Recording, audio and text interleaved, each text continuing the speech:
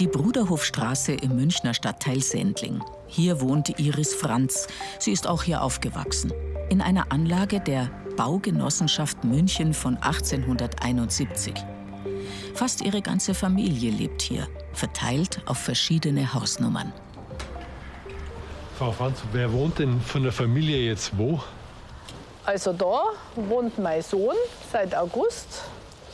Da wohnen wir. Im zweiten Stock da oben, da wohnt meine Schwester.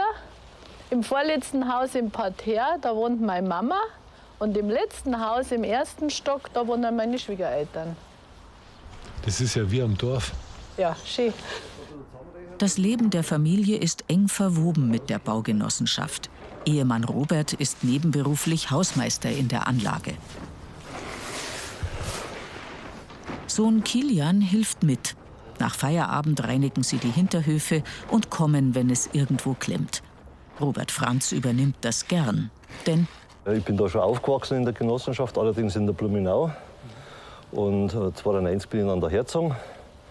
Und da habe ich da in der Wohnung auf 27 gewohnt. Und dann habe ich meine Frau kennengelernt in der Anlage bei einem Hoffest. Und ja, und dann sind wir rübergezogen. Jetzt wohne ich auf 33. Es ist echt fast wie ein Lottogewinn.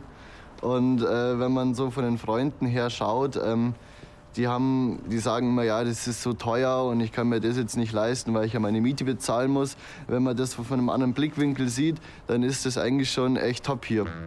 beim Baubeginn in den 30er Jahren war es noch eine feuchte Fläche in den Isarauen. Ein Wagnis, hier zu bauen. Aber der Bedarf an Wohnungen war sehr hoch, wie schon zu Zeiten der Gründung 60 Jahre zuvor.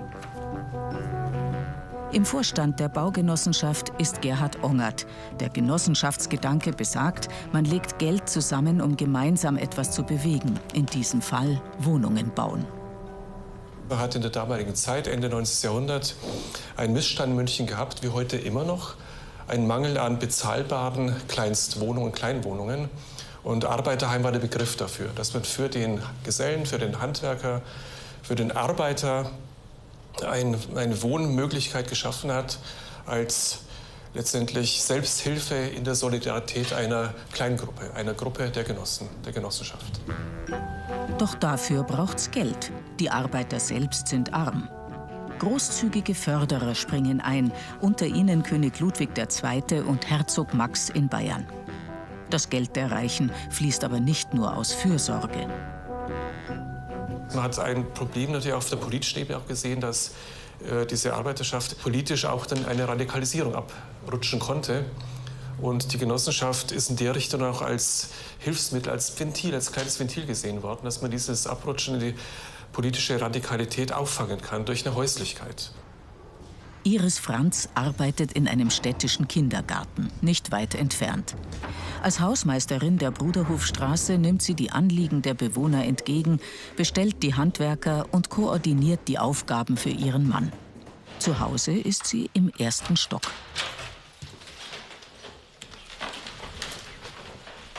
So, und da sind wir daheim. Wie lange wohnen Sie da schon? Weil Mama ist in der Wohnung schon groß geworden. Also meine Uroma war da, meine Oma, mein Opa. Und wenn mein Opa gestorben ist, sind wir dann in die Wohnung eingezogen. Das ist schon 30 Jahre her. Insgesamt also seit über 60 Jahren in Familienhand. Das ist unser Wohnzimmer.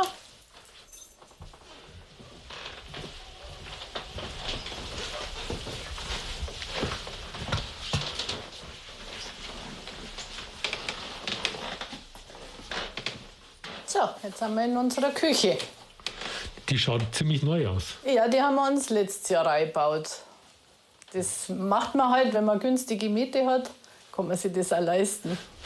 Und weil man weiß, dass man bleibt. Ja? Dass man bleibt. Da können sie mit die Füßfahrer raustragen. Mit der Kehrmaschine sammelt Robert Franz das Laub vom Weg. Rund 2 bis 3 Stunden am Tag arbeitet er für die Gemeinschaft. Der große Hof ist typisch für einen Genossenschaftsbau.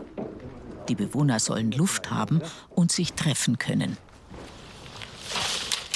Wie ist denn das?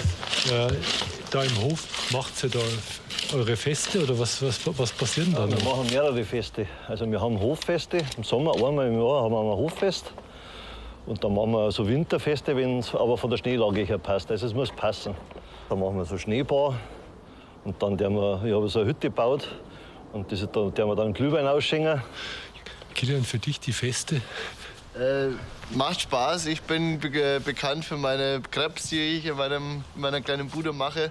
Da sagen sie dann immer 2 Wochen vorher, und gibt's wieder Crepes? Hoffentlich gibt's wieder Crepes. Und ein kleines Schnapsding, also einen kleinen Kühlschrank haben wir auch, wo wir dann ab und zu mal einen kleinen Schnaps noch mit dazu ausschenken. Also das ist echt immer echt der Gaudi. An der Nymphenburger Straße in München liegen die Anfänge der Baugenossenschaft. Hier entstehen ab dem Jahr 1871 die ersten Arbeiterhäuser. Sie werden um die Zeit des Ersten Weltkriegs durch höhere Bauten ersetzt. Auf eine weitere Bauphase in den 20er und 30er Jahren folgt die Zerstörung im Zweiten Weltkrieg. Besonders die Genossenschaftshäuser rund um die Theresienwiese sind betroffen. Mit staatlichen und städtischen Förderprogrammen werden in den 50er und 60er Jahren rund 600 Wohnungen neu gebaut. Doch dann passiert 50 Jahre lang nichts. Warum? Wir haben nicht mehr gebaut, vielleicht aus Angst vor einer massiven Verschuldung.